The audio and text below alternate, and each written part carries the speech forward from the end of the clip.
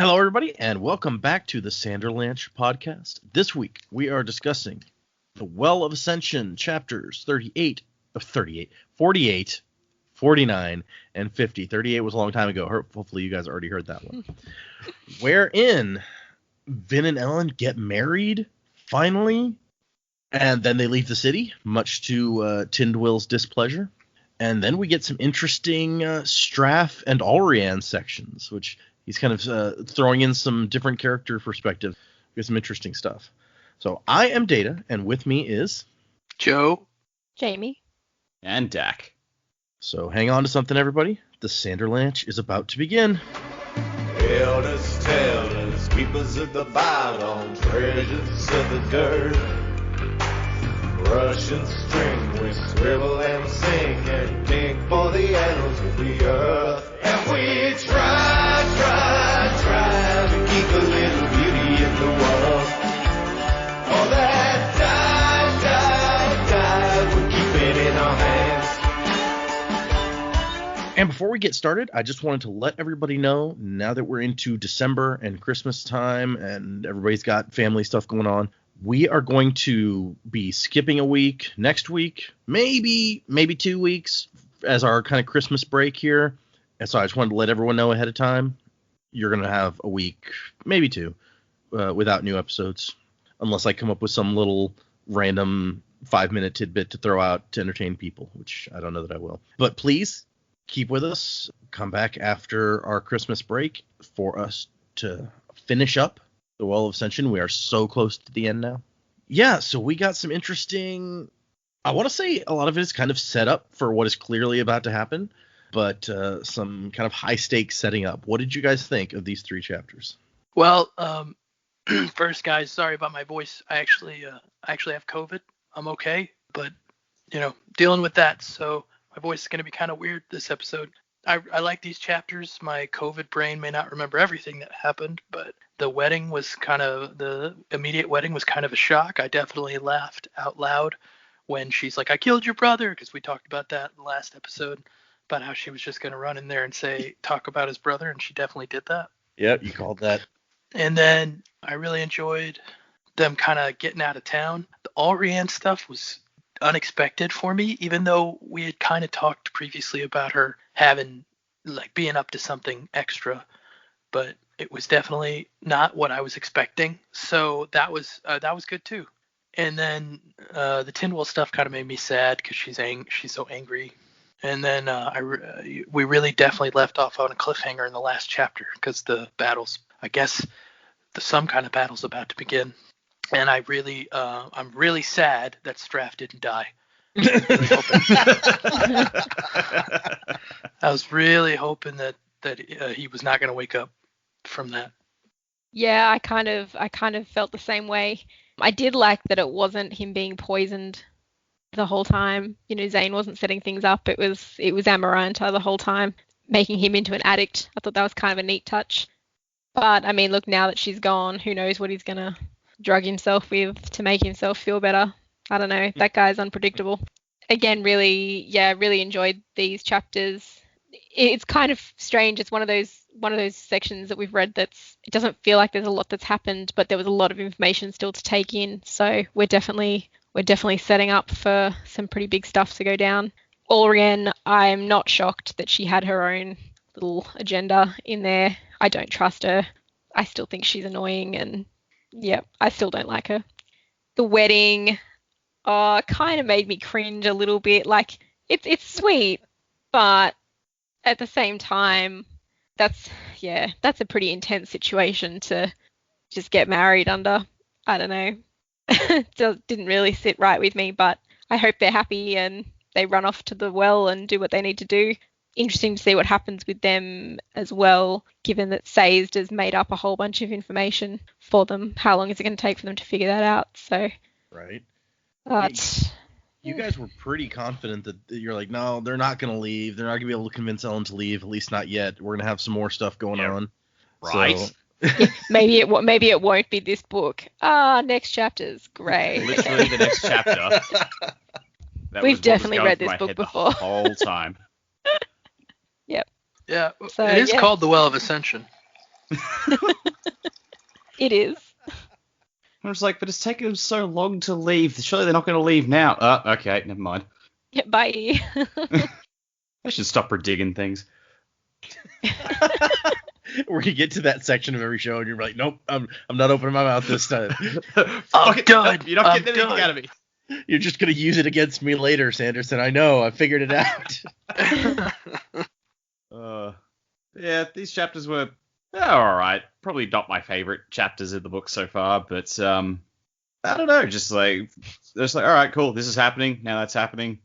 I just felt all right.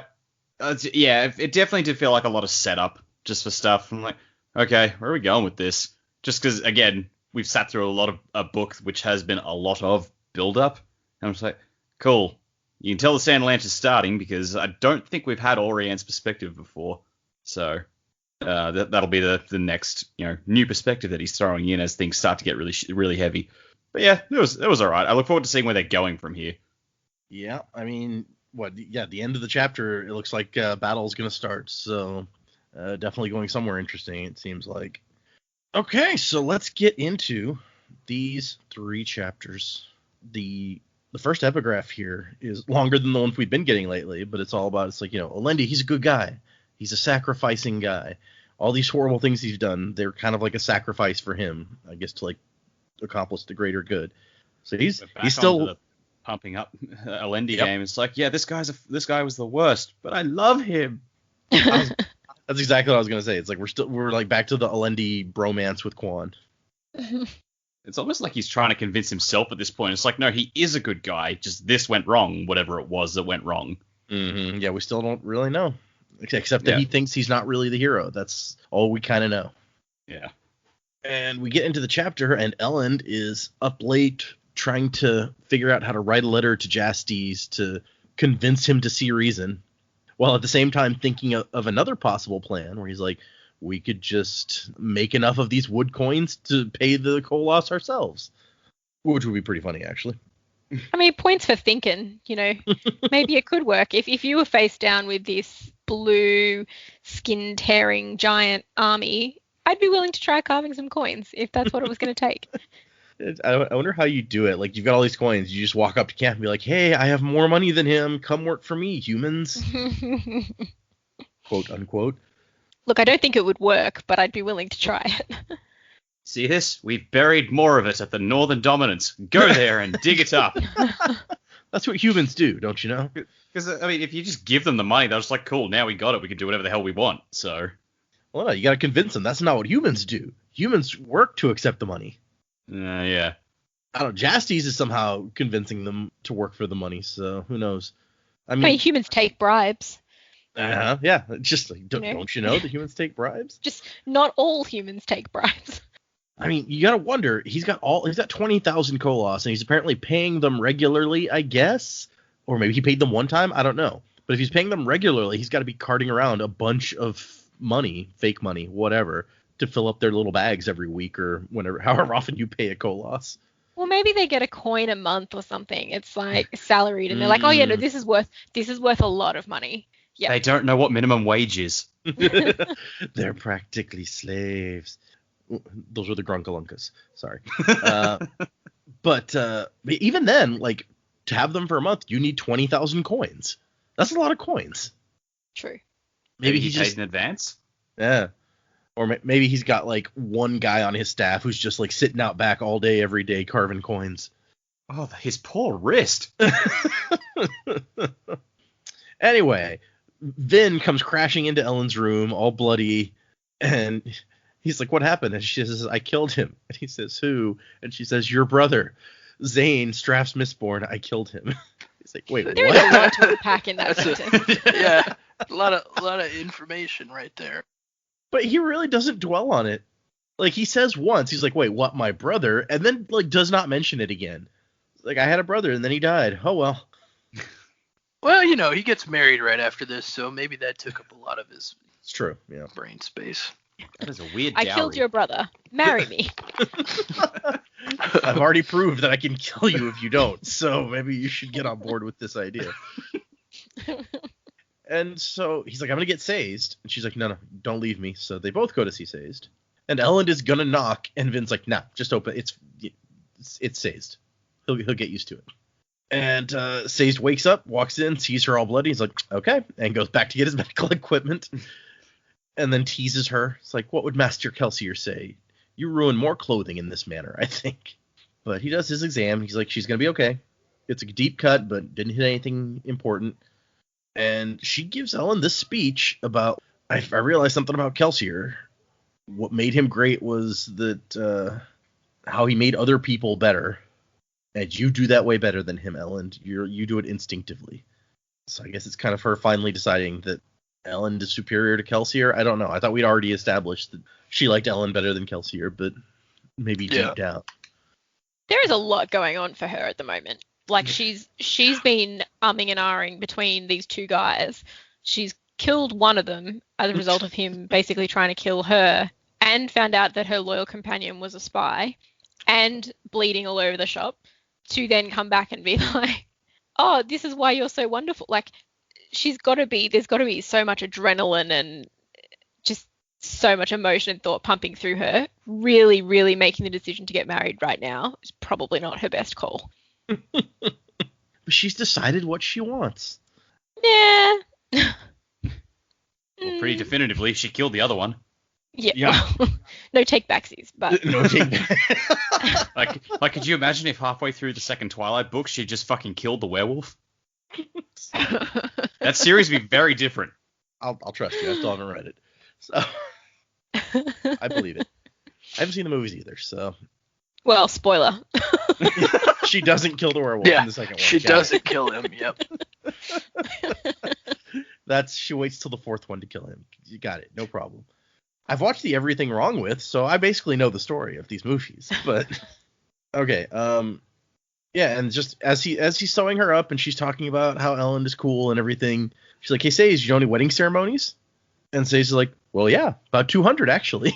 It's not even like he paused or was surprised. It's just like, "Oh yeah, I know a bunch." This is just conversational, right? And she says, "Which one is the shortest?" She seems like she needs to know, so he's just like, "Yeah, I'm gonna, indulge you."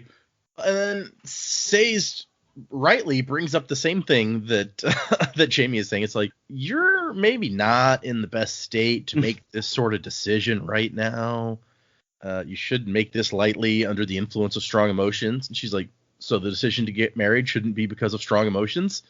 Oh, she just like out. I laughed out loud at that bit. I was like, oh, that was just brilliant. Loved it. I thought that was a bit funny. She just like out wordplayed Sazed. It's pretty impressive, actually.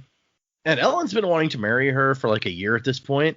So even though he's also kind of like, is this really a good idea? When she pushes, he's like, all right, I've been ready for a year, so let's go ahead and do this thing.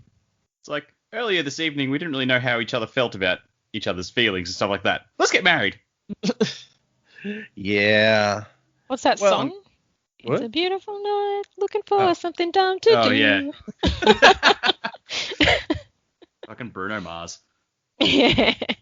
But I think she has at least one good point where she's like, look, the world is going to hell. We're all probably going to die like tomorrow. So let's just take what we can while we have time. So that in that at least I'm like, okay, that's kind of fair. Yeah. And Elend's like, yep, okay, let's do this. I want to be with Vin, whatever happens. And Sazed is like, okay, then you guys are married now. Which I'm just like, okay, I know you said this was the shortest ceremony, but like, that wasn't even a ceremony. It's just you love each other. Yep, cool, you're married. What? I've witnessed it. Also, he mentions that this is a no take backsies thing also, because there is no divorce in this religion. So doesn't seem like there's really any weddings in this religion either. It's just you love her, cool, you're up. Carry on. And I like in the annotations, Brandon's like, this is also kind of a strange scene when you think about it. Yeah, you don't say. I write myself into some interesting situations in this series. I don't know that I, before this moment, ever would have thought I would be writing a wedding involving a half-naked 18-year-old girl who is bleeding from 3 wounds, one of which is in her breast. So, yeah, no. Well, when you put it like that. Yeah, man, you do what you got to do, man, you know? And he says some people complain that this is just too quick a marriage. One thing to remember is what Sazed explains, that for 1,000 years, the only way to get married was to get the witness of an obligator. Even for a ska, an obligator was required to authorize a wedding. That's all it took. If an obligator said you were married, then you were. Sometimes nobility or ska had their own ceremonies that went around a wedding, but they were more civil than religious. In fact, it's a tiny bit of a stretch to even have Elend associate a wedding with religion in the scene. So he says, of all the people in the book, heck, in the entire world, Sazed is probably the closest thing to a real spiritual leader that a person could find. So Elend and Vin were probably fortunate to have his blessing here. Makes sense.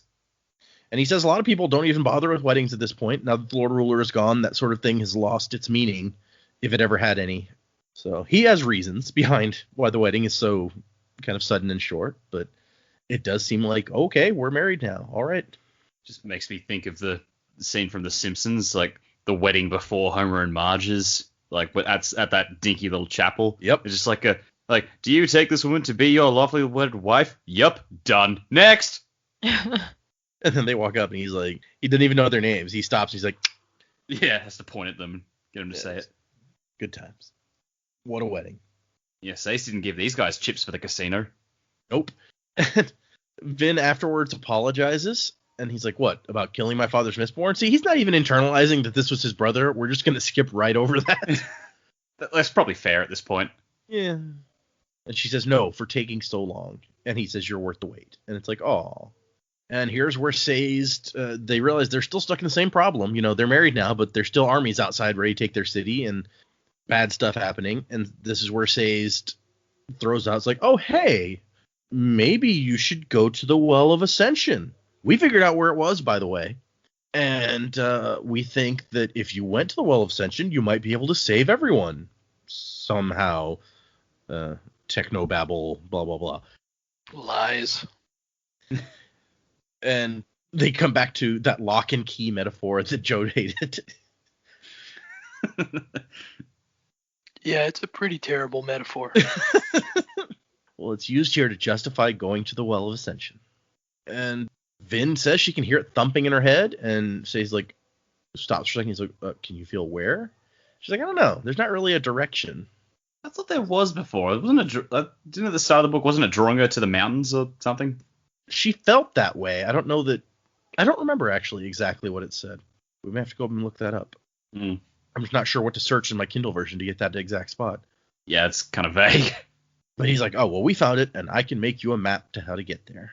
And so they decide that they're going to leave. Only after Sazed is like, look, Strathventure's going to take the city. Like, you know that Penrod is trying to get through the assembly to let him come and take the city. He's going to come in. Elend, if you are here, he's going to execute you. So we could just have a peaceful transition of power if you go with Vin, and then you guys can go and save the day, right? And Elend's like, maybe. And then Sazed even throws in, Elend's like, wait, could maybe we get the terrorists to help us? And he's like, oh, yeah, totally. Maybe they'll totally send some military help to help you liberate Luthadel. That could happen, because that seems likely. Who believes that the terrorists have an army at this point? Like, seriously. Or if they did, they'd even do anything with it. Yeah. I mean, considering the ones that we've met, they don't seem army types. Although, presumably, the ferrochemists among them could put up a good fight. Yeah. Still hanging out for Tenwill's army of ferrochemist children to show up at some point. Maybe that's who they'll recruit when they get up north. It's like, you know, hey, my mom? From our all mom? Right. Probably would have been more helpful if she had gone with them, but oh well. Yeah, apparently, I guess Sazed didn't consult her in this. He's like, oh, you guys are going to take Tindwyl. She was having a bar of it. She doesn't give up. Well, she did, but Well, okay, yeah. the wrong sort. So they decide they're going to take Tindwyl and Spook with them, so they don't have too big a group to escape the city. And Sazed is like, okay, you guys, go to bed. Vin needs some rest if you're going to journey tomorrow, and I have to go and fake up these documents that I claimed. Vin is going to take it super bad when she learns what's actually happened here. I mean, she takes betrayal badly at the best of times, but for it to come from Sazed? Yeah, she never would have expected that. No. So, yeah, that ain't going to go so well. Well, I mean, they might all be dead later, so she won't have anyone to be mad at. Oh, no. No. He's gonna survive long enough for her to be pissed at him. And that is the end of the chapter, with Sazed being like, okay, I better go fabricate that map. And the end of part 4, actually, which he has in the annotations that he named this section Knives, part 4 that we've just finished, because it involved people being used as tools, and it focused on Vin and Zane, and so on and so forth. He says, I toyed with the name Knives of Flesh, but that conjured too many silly images for my writing group. They still haven't let me hear the end of that one. Was it Knives and Flesh or Knives of Flesh? Of. Yep, I can see why. So we have the epilogue, or the epigraph rather, here is, he's accustomed to giving up his own will before the greater good as he sees it. So he does horrible things because it's for the greater good. Where have we heard that before? We start with this Tindwell being like, you are a fool, Elend Venture. You know nothing, Jon Snow. Basically, yeah. And she's just like, you cannot leave. You're supposed to protect these people. And he's like, they're not my people anymore. I'm not even king. They want a regular king? Fine, let them have my dad. Maybe when we come back, they'll figure out that it was better when I was here. Which, to be fair, yeah, they might. They're like, wow, Elend was way better than Straff. Why'd we throw him out again? Guys, we goofed. Maybe not the nobles. Well, actually, maybe the nobles too. Straff is an asshole all around. I think, yeah, like Penrod is straight up just going, man, I really don't want to have to do this. This guy, like, if the one time we met, he was still just a total dick. Yeah. If Straff didn't have that army out there, you'd definitely go with Elend over Straff. If only because he clearly has more power in Elend's government than he would under Straff. So even if it's purely selfish reasons, it's totally. And Tindwell is like going off. She goes off on Elend for a while, and eventually she gets around to Vin. She's like, do you know why she wants to go north, right? Because she thinks she's this freaking prophesied hero of ages or some ridiculous religion BS like that. And I know, Elend, that you are too smart to believe in something like that stupid. And Elend is like, hey, don't talk about my wife like that. Which, yeah, that's probably fair. Yep. Even for Tindwell, that was a harsh comment, especially all the time that she and Sazed have been researching this and finding things. It's like, yeah, okay, settle down, lady. And Elend is just like, I trust her. I married her. I believe in her. If something is important to her, then it's important to me because of that. And Tindwell's like, you don't believe in the supernatural. You're too smart. You don't believe that she's some sort of messiah. And he's like, hey, we're going north because that's what she feels that we have to do, and I'm supporting my wife. And again, Elend is just a good dude. Right? He's constantly, you're like, man, see this guy. We like this guy. This whole book. Yep. He's Not a last good book dude. as much. He goes to the Arctic for his wife, and he kills trolls for his people. Good guy. And she ends it with, she's like, fine, then you're going to be remembered as the coward who abandoned his people. And he goes, leave us. It's nice. And then she's like, all right, this book thing. Here, Sazed wants you to give this to the Keeper Synod. Bye. So she's not coming. And that's what Vin's like, oh, so I guess she's not coming, huh? No, because they get a much better traveling companion for 2 seconds. Spook comes out, and they're like, I guess it's just the 3 of us. And Vin's got a big bag of pewter dust. And then just as they're about to leave, I'm not ready at all. And it's Alrianne, and she's got so much stuff packed that she's like, I think I'm going to need a pack horse to get all this stuff out of here. First thoughts, once again, it's like, oh yeah, you are a character in this book. Second thought, who the hell invited you? That's so true. I guess Breeze did, technically, but I thought the same thing when I was reading this. I remembered your comment last time. I'm like, it does really seem like she just pops out and you're like, oh, right, you were here. What exactly is your part in this story? You're just annoying so far. She accomplishes something pretty significant when we get to her section. Well, she does now. Yeah. We've had a lot of the book where she has not. It's true. To be fair, she didn't even come into it until like halfway through the book, I feel like. Yeah, but she kind of she showed up, she made Breeze uncomfortable. She went shopping with Vin that one time and now thinks they're besties for some reason. Yep. Not besties, they're practically sisters. They're practically my sisters. Shit. Vin's like, we don't trust you. We don't want you along. We don't like you. And Alrianne's like, and I was just like, that's brilliant, Vin, yes. Elend thinks, dear blunt Vin. And she's like, Alrianne's like, silly Vin, how can you say that after all that we've shared? We went shopping together one time, and I feel like we bonded. We're practically sisters. Alrianne is, And you're definitely the older, boring sister. Which I I guess was a puncher. It's like I was expecting Vin to just break something out after we went shopping one time. We bonded so much. You stole my wallet. just some ridiculously small thing. It's like, of course this bitch did that. And then I like when they're gonna leave, she's like, well, you could leave me behind if you want, but I'll just follow you and get into trouble, and then you'll come and save me, and don't even try to pretend like you wouldn't. She's the worst. So they let her go because, yeah. I'm gonna put it out there. She's worse than COVID. Joe's like, I can now speak from experience. Wow. Arian and Spook both worse than COVID. Wow. That's pretty. I didn't say Spook. I said her.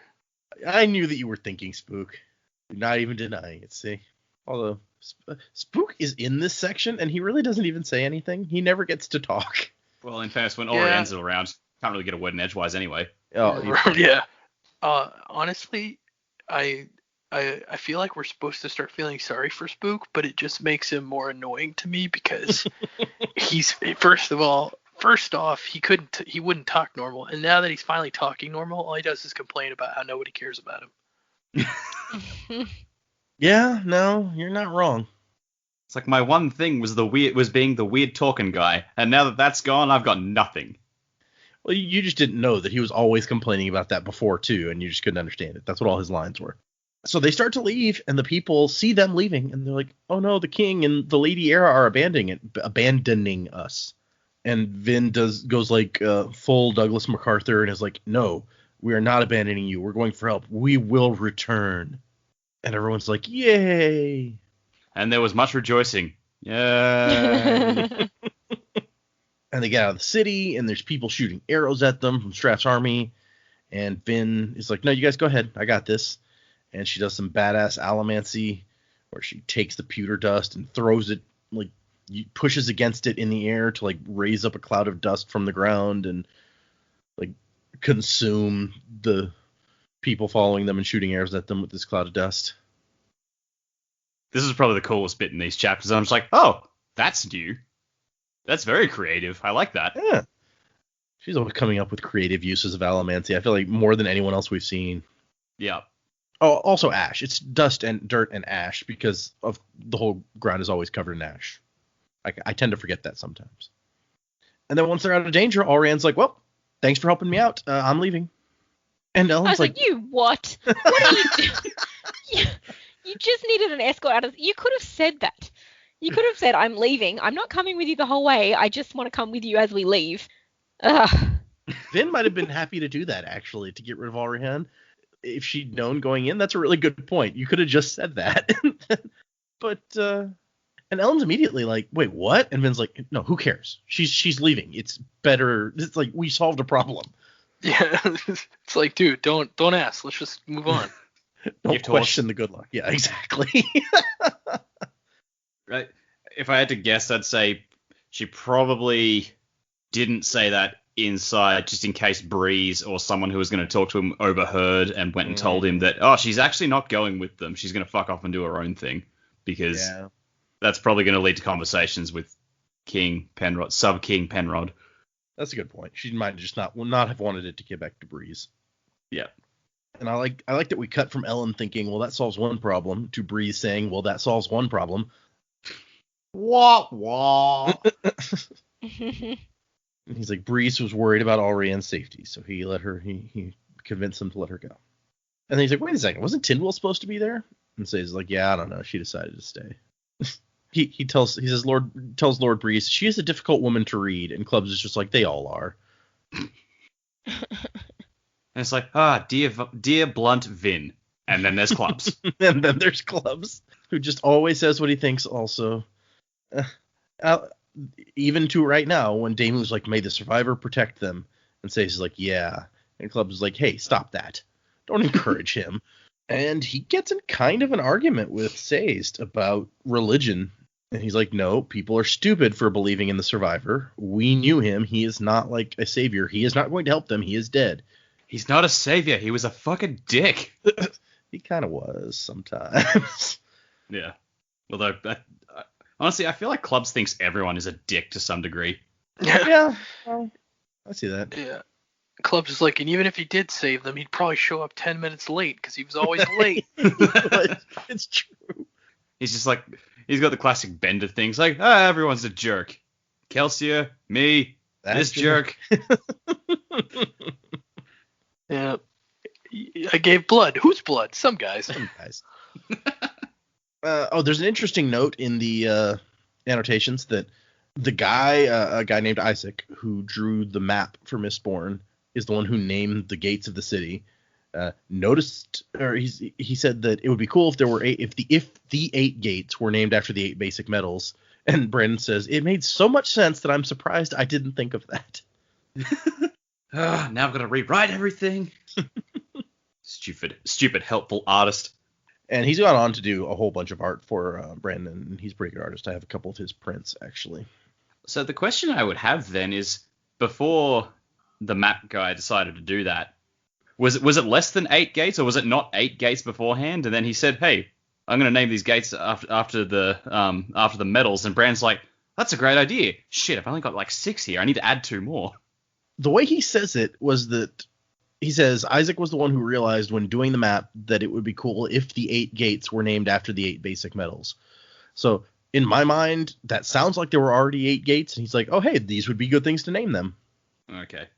But who knows? Maybe before somebody else made the map, maybe Brandon never even thought about like an exact number of gates. He was like, I need enough gates for like my team to go split up and try to guard during the battle or something.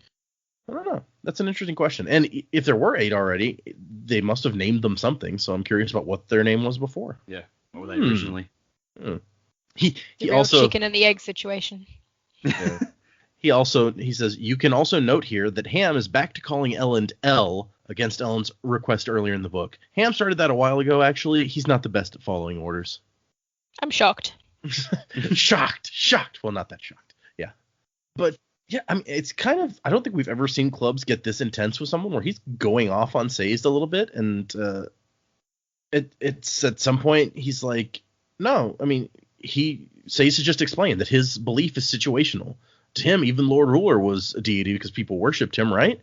And Sazed is like, yeah, kinda. And he's like, at least that fool Damu has the sense to choose one thing to believe in. I guess it makes sense. I mean, you get the feeling that Clubs has had like a really, really shit life. I mean, all the Scar have. But yeah, he's just been through it so much, and he's like, these things that people believe in to give them hope never actually help them, so why do you care? Yeah. And I think that's just really colored his perception. And then along comes Sazed, who his entire thing is giving people stuff to believe in that isn't tangible. So it's probably, yeah, I understand that that would make Clubs feel, it just rubs him the wrong way. Yeah, it's a thing. I can see why Clubs, of all the people in the crew in particular, would be the one to be like, take issue with this. Yeah. And then eventually Clubs, stomps off to take care of the army or whatever. And leaves Ham and Breeze and Sazed to discuss. It's like, maybe Kelsier really is out there, something watching over us. And we take a little side note at the end of at the end of the section, rather, where Ham's like, I still want to know where all that smoke is coming from. And there's a big fire in the Kolos camp that seems too big to be cooking fires. And Breeze is like, maybe it's the tents? And Ham's like, no, Ellen said there's only a couple of those. Not enough to make that much smoke. It probably was like all the cooking fires, but the Kolos have not quite mastered the human art of pot roast. They're trying to make a casserole, and it didn't work out. They're singing, we didn't start the fire. Jasty's just like, where did they learn that song? Breeze shakes, the section ends with Breeze shook his head and thinks, it doesn't really matter now, I guess. Which, come on, that just screams. This is definitely going to matter. So, I don't know. What do you guys think? What could be burning so big in the Kolos camp? The bodies of all the leftover humans. They've killed Jastes and all his men. Ooh. That was kind of my thought as well. Yeah, it could be. That would be very relevant to the situation. It would matter. They found out Elend had more money, so they burned Jastes alive. They've already heard about the money. Who knew? Yeah, no, I'm still lost. I think that's a great idea. the others have had, but I was just like, I've got no freaking clue about this. Okay, fair enough. And we cut to Straff Venture, who is not in a good place. He's feeling a little sick. Yay! And he eventually comes to the conclusion, I think, here that Zane poisoned him after all, and he's been lying or something. He's like, but somebody comes to let him know that riders have escaped from the city, and he doesn't have time to get into it very much before he like falls over from whatever it is. And he's like, oh, Zane said a man shouldn't kill his father. What a liar. Send for Amaranta. And every time he asks that, the soldier's like, but why would you want one of your mistresses? He's like, just do it. Every time we've seen him ask for her, they're like, are you sure? Sir, is this really the time for getting freaky? It doesn't seem to me like Straff would be the kind of guy who tolerates people questioning his orders, but maybe that's just me. That's my secret. I'm always getting freaky. And so she gets there, goes to mix him up his antidote, and he's messed up, but not so messed up that he doesn't notice that she's doing it differently than she usually does. And so he calls her out, and she's like, oh, well, I was going to add this other thing because you look tired and would help you stay awake. And he thinks, well, that would totally make sense if she didn't seem so super nervous about what she's doing. And then he spots something, a slight glimpse of a bit of uncovered flesh beneath her bodice. We're getting into like the terminology is feeling like those romance novels that women are always reading in movies that are like super cheesy. The Mills and Boone, is that the one? I don't. It's for some reason my mind immediately, whenever somebody says like a romance novel, my mind immediately goes to the movie Romancing the Stone and the ridiculous novels that she writes in that movie. Good movie though. Anyway, sorry. There's a random sidebar. He realizes because of some old cuts that she has that she has been with Zane. I guess Zane just like, we know he cut on his own arms. I didn't know he went around cutting on other people, but whatever. Yeah, that's messed up. Also, not okay. I don't know if this was intentional or not, but the fact that they mentioned the breast was scarred and cut. I'm like, that's where he got Vin. Was that intentional when he did that to Vin? Maybe. I was wondering the same thing. I was like, is that his foreplay? He was stabbing her in the breast before he was gonna like rape her or something. Like that's what I thought too. And I'm like, this retroactively made that scene even creepier. Yep, I'd never thought of that before. You have just like creeped up that whole chapter for me. Okay. God, even when Zane is dead, he just keeps getting worse. Oh. And he's like, "You're his lover." And she's like, "You abandoned me. Everyone told me you would, but I hoped." I like how even Straff knows that what that means. Like the sliced up, scarred up breast. He's like, "Oh, you guys were lovers? No way." Oh, yeah. I mean, maybe he's gotten Zane girls before. That's what he did for Elend, so he may know how this goes. And Straff's like, "You let him poison me." And she's like, "No, you're stupid. He never poisoned you. Not one time. That was always me giving you stuff." And he's like, "But it made me feel better." Yeah, that's what happens when you're addicted to a drug, Straff. When you get it, you feel better. When you don't, you die. She has her triumphant moment. She's like, "Ha, now you're mine, and I can make you." And then he goes nuts and chokes her to death. Yes, taunt the drug addict after telling him he's a drug addict. I guess in her mind, she's looking at it like, well, you need me now. Yeah, I've created a need because I'm fueling your addiction, where that obviously didn't work. He's gone and killed her anyway, so good try, Amaranta. Not only kills her, but he kind of like loses track of time for a minute and realizes that he's been choking her probably for a while after she was already dead. Yep. Yeah. And so he goes and starts grabbing all the stuff from the drawers and like throwing it into a thing and then drinks it down and falls unconscious. So did you guys think that he was dead here? Look, I was hoping he was dead, but I didn't think he would be. Hoped. Yeah, especially since he doesn't know what he's doing, so he's just throwing herbs into a vial. Like, that doesn't make sense. But then I thought maybe it doesn't matter because like people can survive withdrawals, and if he was asleep for 3 days, maybe that's what that was. He was basically surviving his withdrawal symptoms, and now he's not addicted to the drug anymore. But he drank all this stuff before, like some of which would poison him more. Like some of it would poison him in larger doses. Yeah. Yeah. Because I was like, well, he's just grabbing stuff and throwing it in. So what is, And actually, now that you say that, there's an interesting, in the annotations, he talks a lot about this. There's like several paragraphs that I'll just hit on a little bit. But he says that he gave this section, this conflict, to Straff because he felt like giving a character a conflict that's not related to like the main characters makes them feel more real and like full people instead of plot devices. Yeah, their life doesn't revolve around the main characters. Yeah. And he says when his publisher was pushing for him to cut the book, and you guys maybe remember we talked about early on where they're like, yeah, your book is so big we can't publish it. Yeah. So he's like, this was one of the scenes that they're like, you should cut that out. And he's like, no, I'm not going to, because I like how much depth it gives the story, and also I think it really works well. But the part that's relevant to what Joe was saying is he says the mistress lies here, by the way. Going cold turkey on the drug probably would not have killed Straff. Might have, probably not. Still, being under her power probably would not have been very fun for him. He didn't kill her intentionally. He was just losing control. And this is one of those little twists that I hope feels realistic under the circumstances, but also unexpected. Also, just a nice little parallel to Zane. Oh, the girl didn't do what you want. Better kill her, because that's just how those guys go. Apparently, yeah, maybe it's a family trait. We'll see what happens when Elend's defied. I feel like Elend's probably not going to go that way because he's not like these two, and thank God for that. Right. Like, he is 100% supportive of his wife. He is. What a good guy, Elend. We love that. We love that. But that's the end of this chapter, is Straff drinking the concoction and falling unconscious. And here we get, the epigraph says, I have no doubt that if Elendi reaches the Well of Ascension, he will take the power and then, in the name of the presumed greater good, give it up.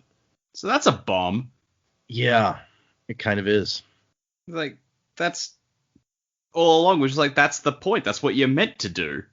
So, what the hell have you found out? Why have you wasted so much time banging on about how much of a good dude Elendi is to just withhold by the way, the prophecy's wrong? Well, and that's the interesting thing, because we have previously, and I'm going to have to try to find it. Hold on. We've mentioned points before where Quan has said, what we believe was incorrect and stuff like that. Right. But, yeah, it just seems like, I feel like you probably should have brought that up earlier, dude. But in some of the chapters we've read, like there's a section where where Sazed and Tindwyl are kind of talking back and forth. Yeah. And one of the things that Quan says is Elendi must not reach the Well of Ascension. He must not take the power for himself. So it's not just like the prophecy says this. This is Quan in the section saying, I'm worried he's going to take the power for himself, and we can't let that happen. And that's what Tindwyl, and that's when Tindwyl points out. She's like, Quan sends Rashek because he's worried Elendi's going to take the power for himself. But why was he scared of that? Because he goes on and on about what a great guy Elendi is. And here he says, he's not going to take the power for himself. Yeah, here he says that he has no doubt that Elendi will take the power up and then give it up for the greater good. So, interesting. So which one are you supposed to do? Deceit. I don't know. Is Quan trying to say that like the way to save the world is for no one to go near the power? Maybe. I mean, it was like is like, I don't know. Was the Hero of Ages the second coming of the hero already? The first hero way back when is the one who unleashed the deepness by taking the power and doing something. So then they have all these prophecies that you need to go and get the power, defeat the deepness with it, and then give it up. But that's apparently just going to make things worse or something. I don't know. This is baffling. It is confusing. And we also go back to what Elendi says in the logbook, where he's like, because if what you're saying is, Quan wants nobody to go there, Elendi's like, the deepness is destroying everything. Even if I'm not like the quote unquote hero, aren't I better than nobody getting this power and allowing the deepness to destroy everything? Yeah. So, what could it all mean? Okay. We cut to Alrienne, who is being, of course we do. who is being escorted back to her father's camp by a group of bandits that she has run across. Hobart had fewer teeth than he had fingers, and he was missing a couple of those. It's just hands down one of the best descriptions of physical characteristics in this series so far. So she had gone out looking for her father's army and had kind of gotten lost until she found these guys who tried to rob her and who she convinced, using her rioting, that it would be a better idea to help her. there was a certain charm to simple men like Hobart's crew. They really only wanted 3 things: money, food, and sex, and they could usually use the first to get the other 2. Which, yeah, okay, that makes sense. Yeah, that's how economics works. But she has to constantly keep rioting certain feelings in them so that they don't reach any disappointing conclusions, such as ransoms are usually bigger than rewards. And then she thinks how they're kind of boring because there's no challenge to them at all, not like with Breeze, and how rewarding that was. So that's just her thing. It's like she wants people to love her even if she's manipulating them, so it's like a game for her. It's like, I'm gonna manipulate you until I get everything I want, and then I'm good. I'm done. I don't know. I mean, it does kind of sound that way. I'm not gonna disagree with you fully. I'm sorry. Are you like describing Orianne or Zane? Yeah. Yeah, well, he's a user. I don't stab boobs. That's for sure. But no, I mean, she thinks. We'll have to get that on a shirt. Oh no, God, no, please. She thinks like, oh man, Breeze, you're so great. Do any of your friends even realize how noble you are? And we find out here in a bit that she's doing this because she wants an opportunity to possibly help Breeze. So she seems to care about him, in addition to the fact that he was such an amazing challenge. So, I got sort of a question here when they get to the camp. So she comes up and like she riots the guards, but she riots their calmness. Mm-hmm. So I don't know. Just I'm trying, like, a lot of the, you get differences between, pushing and pulling with the metals, for instance, is very distinct between bronze and copper, very distinct. But I feel like with this description, rioting and soothing, it's really just like going for the same effect from the other direction, because it sounds as though when you soothe someone, you soothe away all their emotions so that only one is left. And when you riot someone, you're rioting one specific emotion so that it's like stronger than all the rest. So I don't know. It just strikes me as weird that like you go, like, even though they're the opposites, you're going for the same result there. Is like, have I got that right? Yeah, actually, and I don't remember if it's in one of the books or some other thing that I've read, but it's interesting because rioting and soothing are like the one pair that works like that, is what this thing I was reading was saying. It's like you're using different powers, but you can use either one to get the same effect if you know what you're doing with it. Which, I mean, yeah, you can't do that by pushing and pulling on metal necessarily. You can't get the same effect either way. No. Well, I guess because emotions make you feel a certain way, whether it's being improved or taken away, like increased or decreased. Yeah. I mean, whether one emotion is being increased or the other, like if there's 2 emotions, if you're increasing one, it takes more precedence. If you're decreasing the other, that one still takes more precedence. So, yeah, I guess it just sort of threw me because she's rioting calmness, and it's like, well, rioting means like you're firing up an emotion, and calmness is like very much an emotion that is not fired up at all. So, I don't know, that just really struck me a bit there. Well, and it's kind of funny because in the last set of chapters, Breeze does this. Well, I want to say the same thing, but the opposite, where on those guards that were outside the room where Sazed was in, Orianne could have just rioted their like paranoia to make them more paranoid, whereas Breeze soothes everything but their paranoia to make them more paranoid, so they open the door.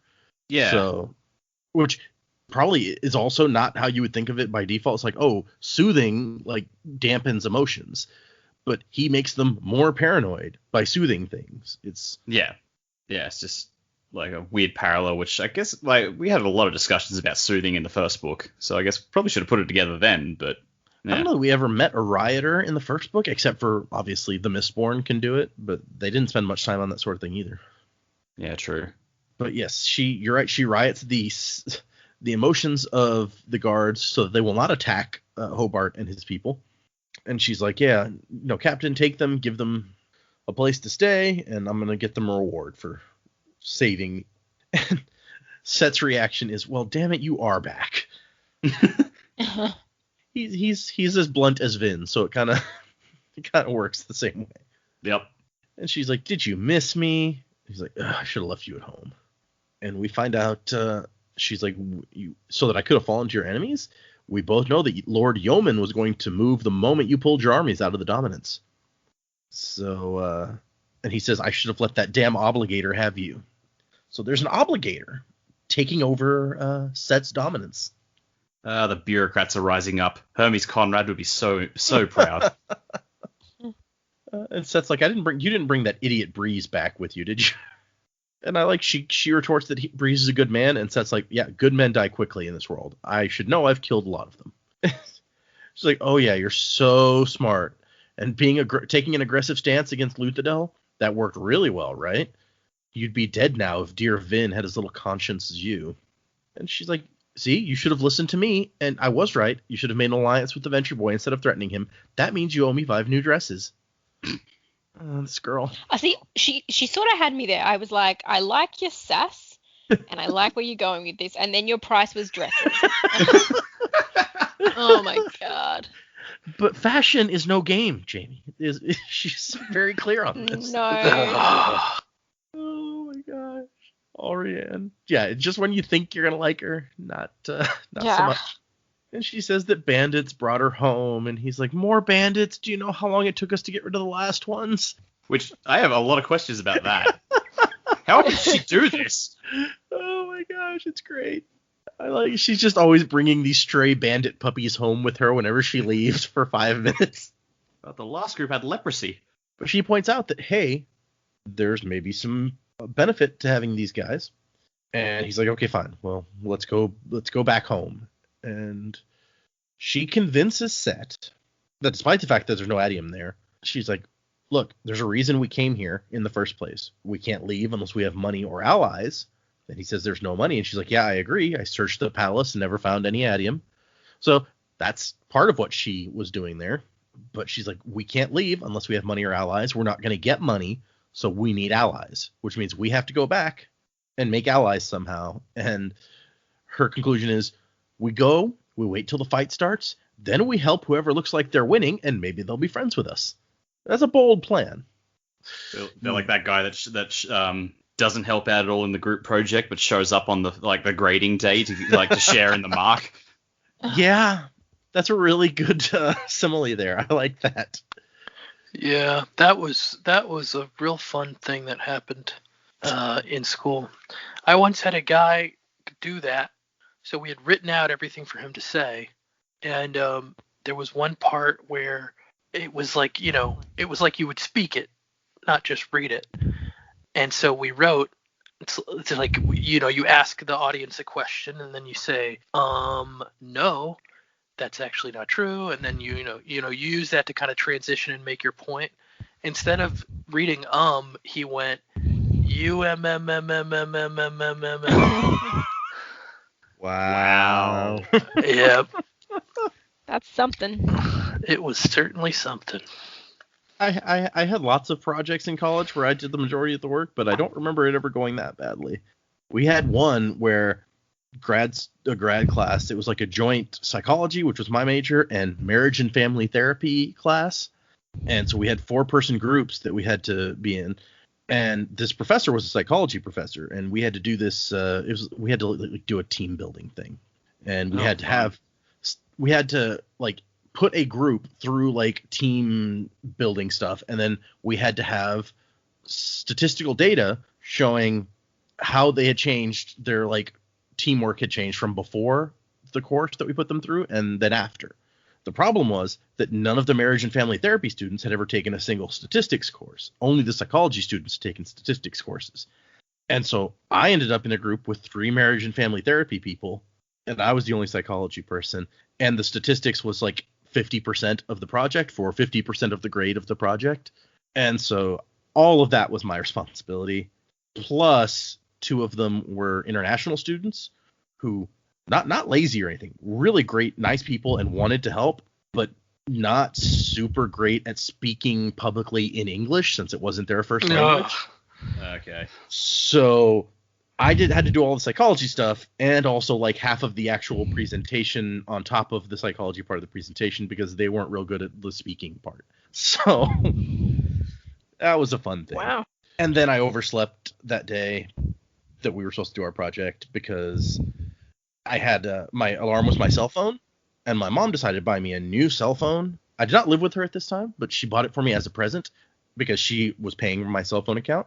Got it activated as my new cell phone, which deactivated my old one while I was sleeping and caused it to not go off alarm anymore. Whoa. So I woke up way late in town, and my professor's like, he liked me, but he's like, please tell me you have some reason other than like you overslept while you were not here, because like this presentation is like your entire grade, and you've let down your whole team by not being here and having to go late and get this big demerit on it. And I'm like, well, I have a good reason why I overslept, but oversleeping is what happened, and he was not pleased. Ugh. So yeah, random fun story. That's just unfortunate. Yeah. And then I got a ticket because I was in such a rush. I parked in a place you were not supposed to park, and so after the presentation, I got a ticket. Just wasn't a great day. No, yeah, not so much. Anyway, so back to Orianne. She convinces her dad to go back, and when we get into her brain, like, because he tells her, it's like, well, if we go back and help whoever's winning, it's not going to be to help your friend Breeze, because they're not going to be winning ever. And she thinks, like, well, you can't help him if you're not there. If you go back, maybe there's at least a tiny chance that you'll end up helping him. I'm sorry, Breeze, that's the best I can do. So that's kind of sweet, actually, in Orianne's way. Mm. And then we cut to Elend, who, has been, they've been on the road for 3 days. They're not pushing themselves, They're not in a hurry to get anywhere. And he and Vin are married now, so, the stuff that goes along with that. They're just going on their honeymoon. With Spook. With Spook. He's the boss boy. Bellhop? Yeah. I don't know, what's the term? The pack mule. That's the term. He's their Uber driver. I mean, he is pulling the pack horses. Yeah. The one thing that always strikes me, and it's not mentioned at all, but it's like, we do know that obviously Vin and Elend are now sleeping together. If they weren't before, and the way they talk about it kind of doesn't seem like they were. But we know that while they're doing other things, Spook is keeping watch, and Spook always burns tin to keep watch, which means he gets to hear everything that happens. Yeah. I mean, I would say poor Spook, but I don't really care. So Don't really care. You don't want to make yourself more sick. yeah, that's true. And I'd forgotten actually that we get this part of Ellen's perspective where he's thinking about like how impressive Vin is because she's not really even showing any of the damage from her fight anymore. It's like she'd fought Zane, who had apparently been Ellen's half brother, and also Tensoon the Conjure left. It was a wild night. Yeah. He kisses her and it wakes her up, and she's like, "You're a bad influence on me. I don't even sleep in my clothes anymore. But if people showed up in the middle of the night, I'd have to fight them naked." And he's like, "Ooh, dude, no." Saucy. No, that's gross. You don't want to be naked. It turns out Vin he says that she's afraid of horses, and she's like, "I'm not afraid of them. They just don't like me because they know I can outrun them, and it makes them surly." He's like, "Oh, is that it? Is it?" And she nods. It's like, "Yes, that is it. Thank you." Oh gosh. And Spook's out there, and he thinks someone is following them. He's also whining, as Joe said, about how useless he is, because Vin is Vin, and she's good at everything. And he doesn't even have Ellen's power of being respected. And so he thinks someone's back there, not Strath Scouts, but someone. And Vin's like, "Oh, it's the Mist Spirit. It's following us." And Spook and Ellen share a look. So they don't believe in the Mist Spirit, it seems like. But he's not going to say that. He's like, as long as it stays out of her way, right? I think the look might have been more relevant to Elend has just spent a bit of time saying to Spook, "You're not useless, you're our scout." And Spook's like, "Well, someone's following us." And Vin's like, "Oh yeah, I know who that is." And so Spook's just like, Yeah. "See, useless." Maybe, yeah. Because I feel like Elend does believe, like they talked about it in one of these chapters, like Vin was telling him about the Mist Spirit, and he seemed on board with it then. So I can't imagine that'd be it. Maybe. That's a good thought. Yeah. I don't know. I think Ellen's trying to say that he believes her, but at the same time, he's like, I just don't understand what she's saying. Possibly. And they are watching a Captain America her way through like a log pile. True. do the thing from Age of Ultron where she picks up a log and splits it with her bare hands, and it's like, ooh, that's sexually intimidating. Yeah. And then we cut to Straff woke up.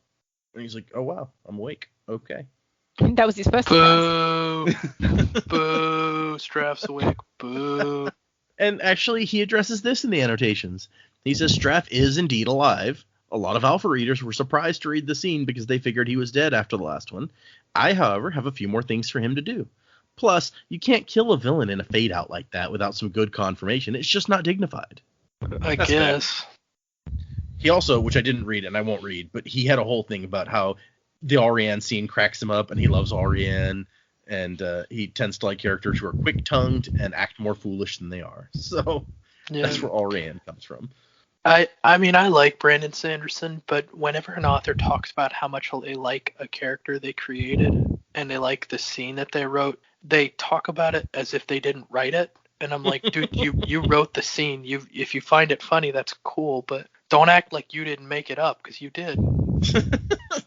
But I guess if they started saying, man, I'm so funny because I wrote this, they just sound like really arrogant. Yeah, but that's what they're saying anyway. I think it's a bit of a difference. They have a life of their own. You just don't understand. Aurian said those things. Yeah, He just wrote them down. I've never created, so I don't understand. But I like how the healer in Straff's army is like, so you've been down for 3 days and we weren't sure why you ate what you ate or why, and we didn't want to make you vomit because it seemed like it was your own choice to drink that stuff, so we didn't want to challenge you even while you were passed out for 3 days. My lord, you went on a bender that lasted 10 minutes and you were out for 3 days. A 10-minute bender. Yep. Nice. It was a hell of a bender. When he finds out anyone questioned the dead woman in his chambers? Nobody mentioned. I guess that's an interesting point.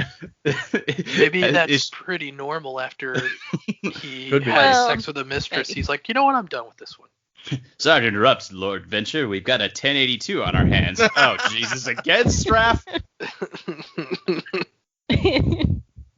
I totally believe that, they occasionally have to clear some dead bodies up. It's like the White Court in the Dresden Files, where it's like you gotta have a convenient body disposal system. Oh, yeah, I guess. But when he finds out who's in charge of his army while he's been knocked out, he's like, well, why hasn't he killed me?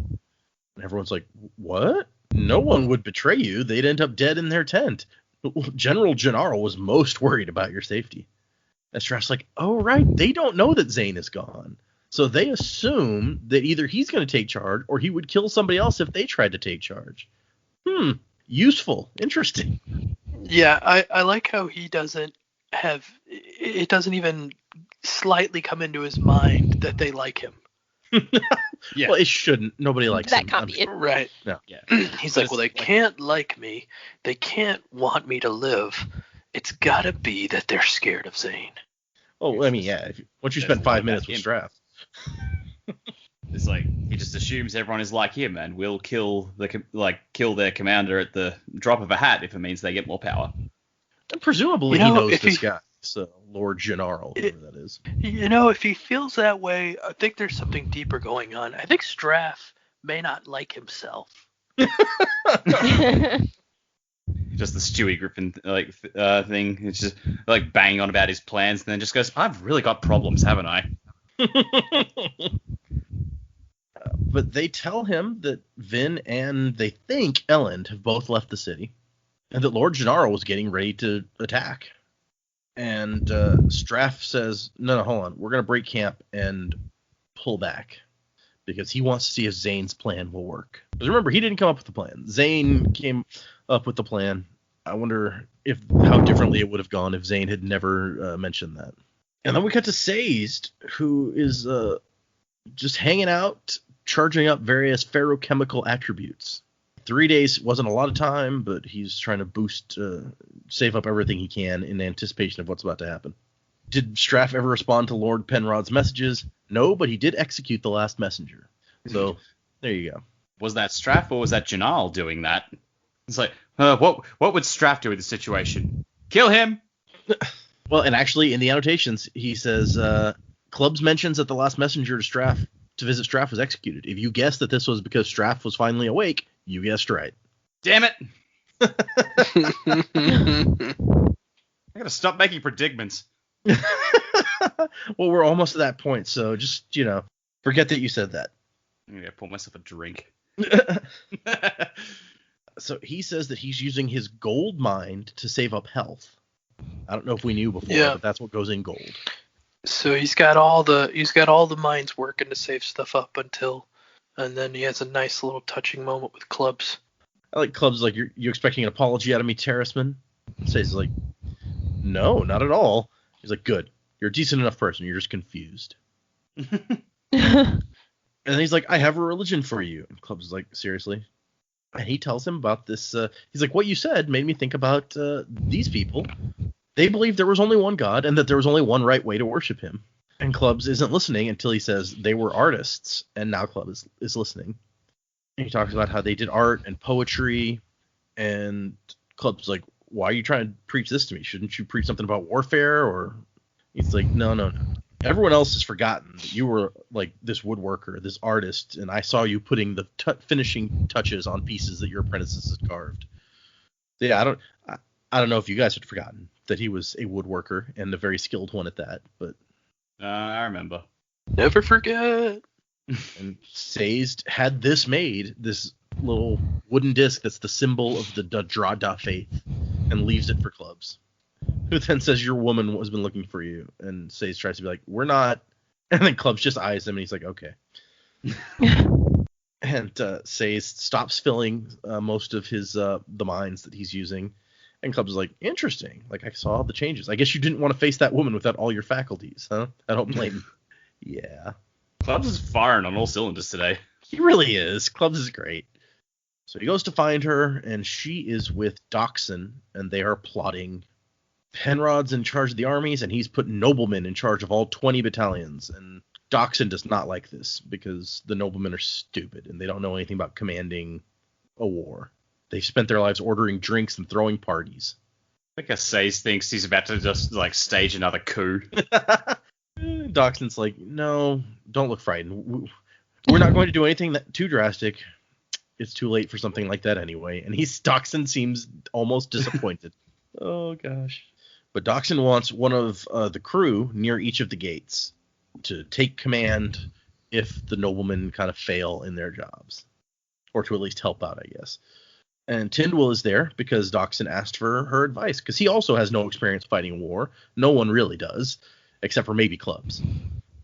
And then Sazed and Tindwyl have their own little conversation.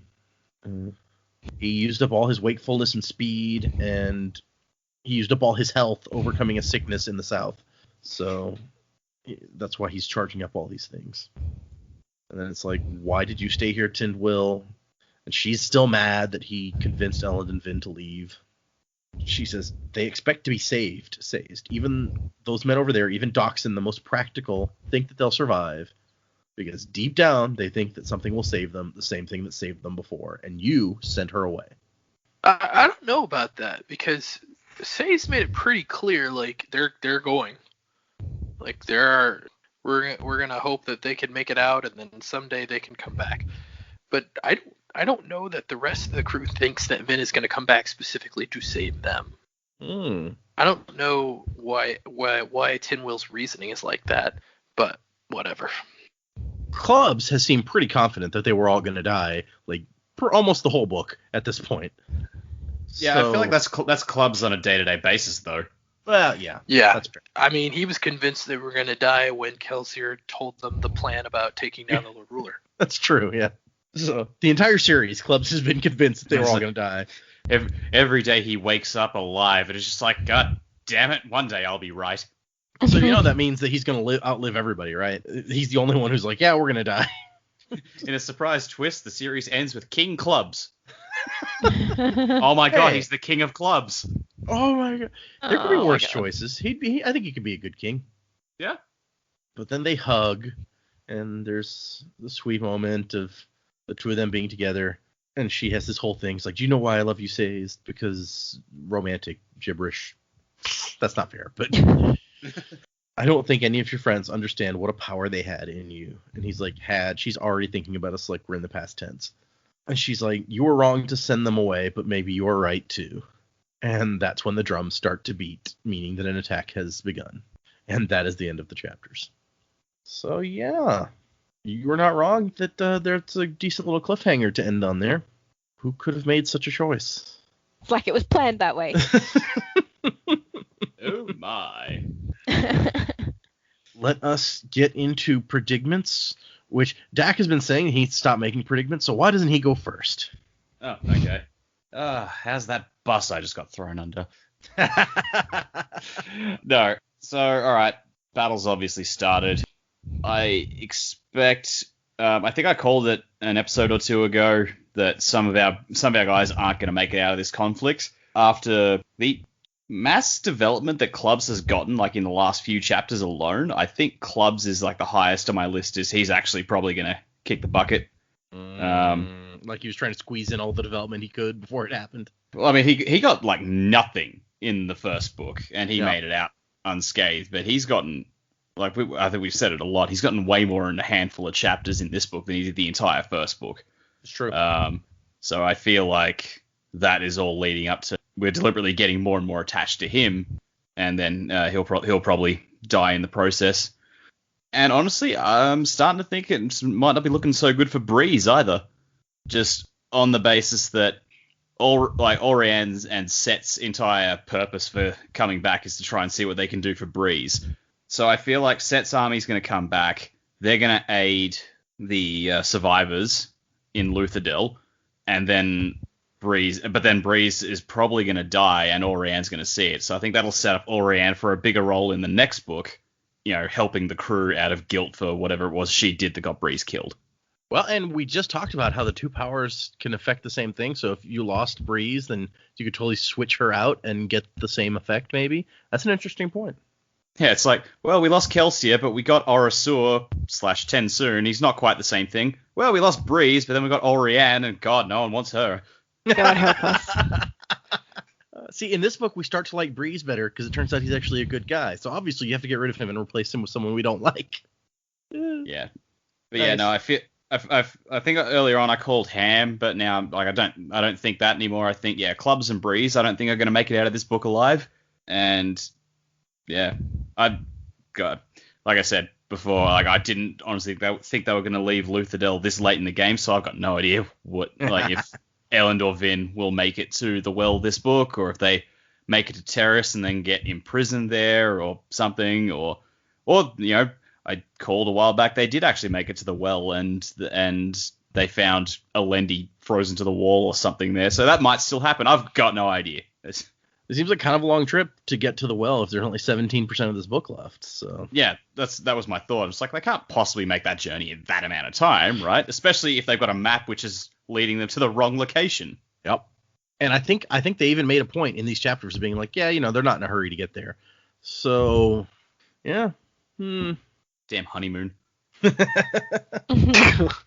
Okay, fair enough. Jamie, what do you got? I actually don't really have much this week. I did agree with Dac's idea about Clubs possibly not making it through the book. There was a point, and I can't even remember exactly which point it was. It's probably when Clubs was talking to Sazed about their religion, and I was like, Clubs is going to die. He'll finally find hope, and this will be it.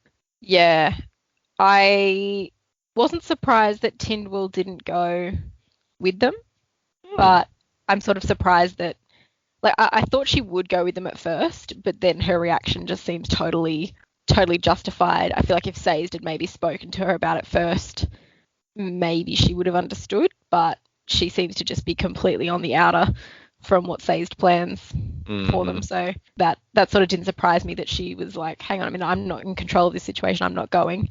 Yeah, I feel now that we've got those three on the journey, though, you've got Elend and you've got Vin, I'm starting to think that Spook is probably going to play a bigger role in this at the well. Otherwise I don't really understand his point of being there, apart from being a pack horse. But yeah, interested to see where he goes. Spook is going to take the energy at the well and become the hero of ages, or the new Lord Ruler. There you go. Yeah, thank you for just taking my prediction. Appreciate that. Aw. I was gonna say, like, maybe he'll fight the mist ghost, and then it's the ghost versus the spook. Well, the thing that sort of tipped me off in that was that he could see, like, he knew someone was following. He could detect that. And I don't know whether that's all Tin Eyes would have been able to detect that, or if there's something about him that's special as well. I mean, he's not hearing the thump. We don't know that he's hearing the thumping. I don't know that we've actually ever had a spook viewpoint. I don't I don't so. think we have, no. It would be incomprehensible. Jamie, I want to put it on record right now. There's nothing special about Spook. Oh, Alrighty. poor Spook. So mean. Okay, yeah. And it really does seem like if we're going to have a major story point focus around these 3 people on this trip, Spook would have to get some more time than he's gotten so far. Unless it's just like, oh, and Spook is here too. Just FYI. Spook is here complaining about how not important he is. Yeah. Spook's got a role to play yet.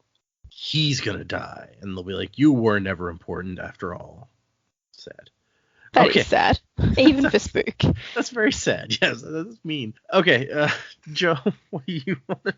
Data took my only prediction, so I guess I'm done. Uh-huh. Which one? That he becomes a new Lord Ruler, or that he becomes the hero of ages? Or that he tries to, yeah. He tries and fails. Yeah, yeah. No, he tries to take the power, and Vin stops him, either through reason or force. Oh, so does that make Spook like the Rorschach of this trip? Is he going to assassinate Vin at the last moment? He is their pack. He is bringing the packs, you know? He is technically a packman. Waka, waka, waka, waka, waka. Okay. I like this story that we're writing now. The next book is going to be all these 3 on this journey, and Spook is going to gradually turn evil and like try to kill Vin.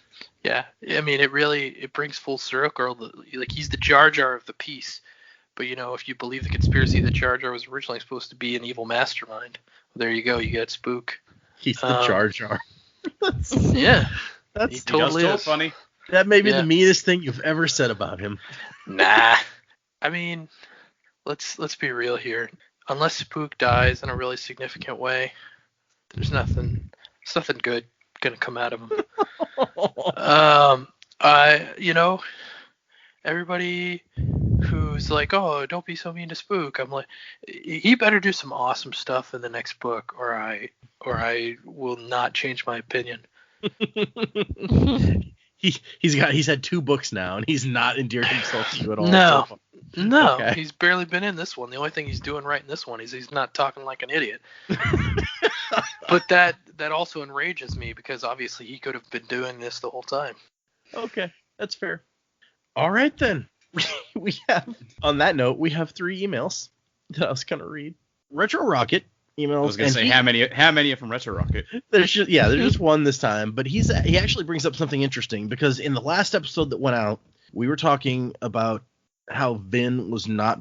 You guys were upset that she wasn't burning copper, and that Zane was able to affect her because of that. And you're like, that's like lesson 1. Why is she not burning copper all the time? So he has a comment on that. He says, in the previous book, I think she was talking to someone, can't remember who, and he suggested to her that it was better to not burn copper so that you can tell what someone is trying to soothe or riot you toward. I think Vin took this lesson to heart, and so she didn't burn copper as much as she had. I don't know if she even burns copper in this book at all. I at least can't remember it being said that she did. That was Marsh who said that. Which makes sense. Which, I mean, that's one reason. I can see the logic there. I don't know that Marsh's comment would have gotten through Vin's paranoia, but I mean, it's a pretty risky move too. If someone who's, you know, soothing or rioting you, you have to make sure that you remain focused enough to see what they're doing and not just feel what you're feeling. Yeah. And clearly also, she didn't. He's a Mistborn, so like he's probably even better at it than other Allomancers, because he's a super powerful Mistborn. I guess it depends on how much he's worked with that.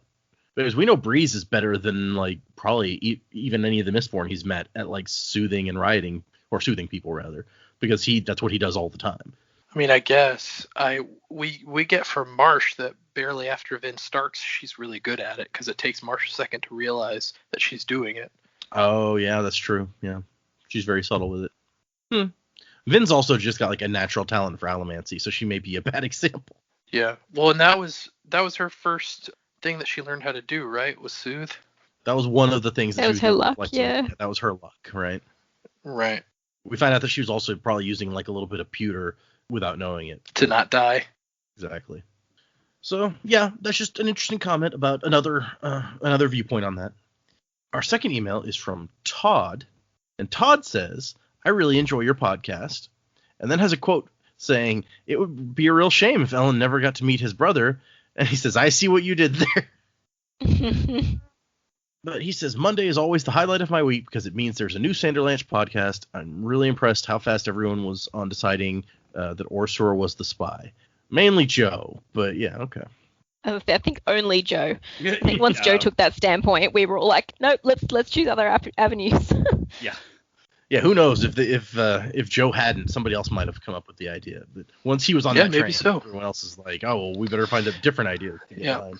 They want to distance themselves from me as much as possible. I mean, I get it. Well, and I was constantly dissing your theory. I'm like, oh, here come Joe with his volcanoes theory. Yeah, what a jerk.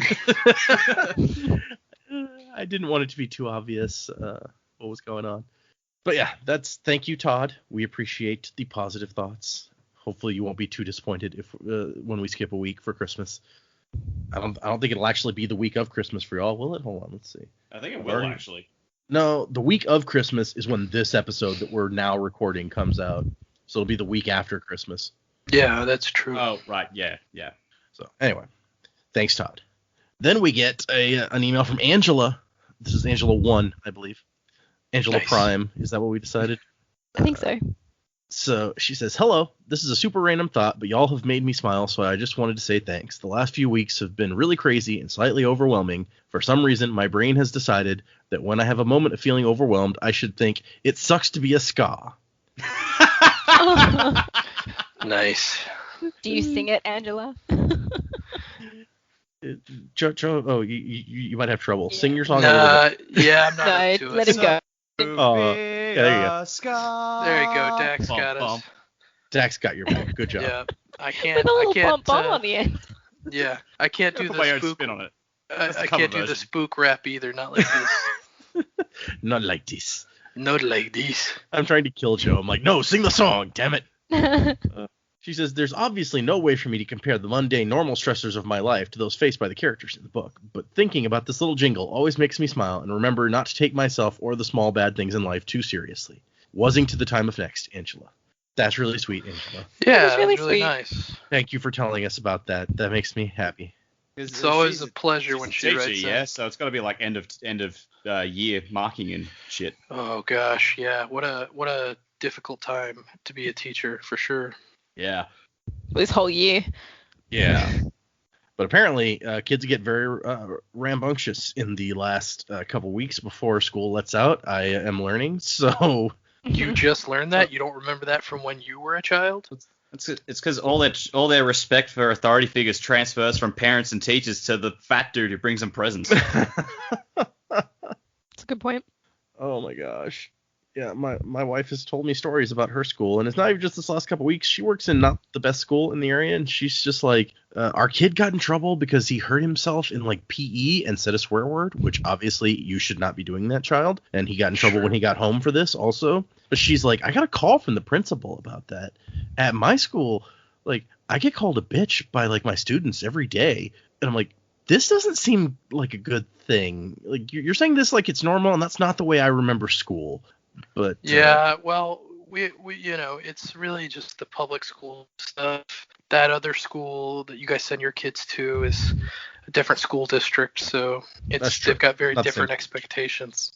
But yeah, so I'm just like, man. She's like, yeah, they steal my food when I turn around. If I have food left over from lunch, or if I have a snack that I'm saving, it gets stolen. And I'm just like, oh, jeez. Did she work at the Mad Max school? Right? That's awful. Nah, almost all the public middle schools in our town are like that, from what I've heard from Really? different teachers. Interesting. Yeah, pretty much, except for the one you guys send your kids to, because, like I said, it's a different school district. So anyway, and yes, and things have only seemed to ramp up with the vacation coming. So, But I also apparently the whole last week they're like, no, we're not going to bother trying to do any work. I feel like I remember that from school, where they're like, we know we're going to give in to the inevitable wave of no kid is going to pay attention the last week of school. Right. Yes, the end of year entropy. I swear ours started in December. We used to get these Christmas contracts, and it was basically like for a month doing word searches and, writing letters to Santa. Like, I didn't learn much in December ever. Okay, sorry, another random sidetrack. But Christmas is coming up. We're apparently we can't pay attention either. That's why we're gonna take a week off. That's my new excuse. We just don't have the attention span for it. But for the next record, we are reading 2 chapters, 51 and 52. So, and fun fact, the one after that we're reading 4 chapters. So, as we approach the end of the book, we're gonna speed up a little bit. I think it's also because chapter sizes may start decreasing as action ramps up. Yeah, Makes cliffhangers, sense. action, and 51 and what have 52 you. for next time. Everyone, please don't be too horribly disappointed in us for taking some time off and come back and listen to the next episode, which things are getting exciting. Music by Miracle of Sound. Make Oh sure my you check God, it you out. Hey, you remember? Yeah, I know, right? I only have Next to time edit you it hear back into me. the episode so many times. Next time you hear me, I won't sound like this, hopefully. Hopefully not. Yeah. Hopefully, yeah. That would be a problem Yeah, if. another reason to take a bit of time off, let you get back on your feet. Yeah, we might have to tell them we're not going to do D&D on Tuesday unless you're feeling a lot better. Yeah, yeah, we'll see. That's Sure. that's 4 days away from now, so Yeah. who knows? Joe is our DM, so it requires a lot of talking on his part. Oh, yep, fair enough. Thanks everyone for listening. Wasing to the time of next. And we try to keep a little beauty in the world.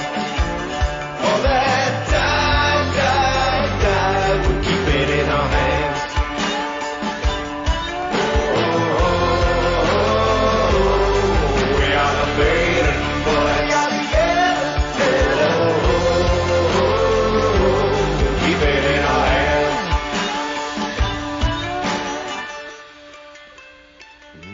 We tell it to the page. Ooh, we never let it fade.